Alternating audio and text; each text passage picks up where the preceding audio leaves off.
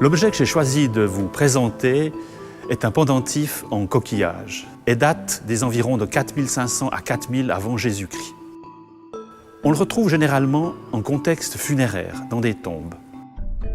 Si j'ai choisi de vous présenter cet objet, c'est que, d'une part, c'est le premier objet de ce type qui est entré au musée cantonal d'archéologie et d'histoire en 1880, et que, d'autre part, il avait, il faut le dire, très peu de chance d'arriver dans nos collections. Le 24 avril 1880, Arnold Morel-Facio, alors conservateur du musée, se rend à Puyi, chez M. Jules Barbet.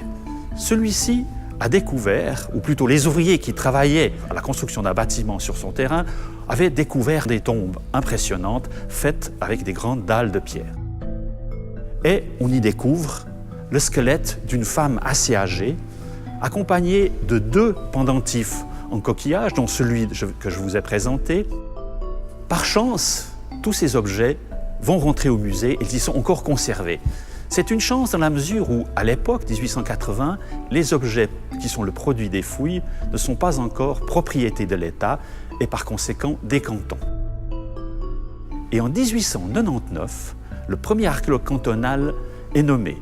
Il s'agit d'Albert Neff.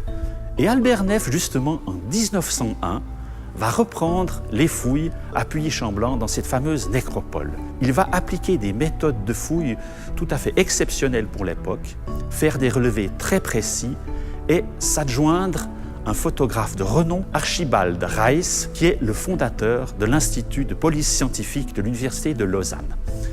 Alors finalement, ce cimetière de Puyi-Chamblanc, dont vous avez parlé un petit peu, va devenir extrêmement célèbre au niveau de l'archéologie européenne.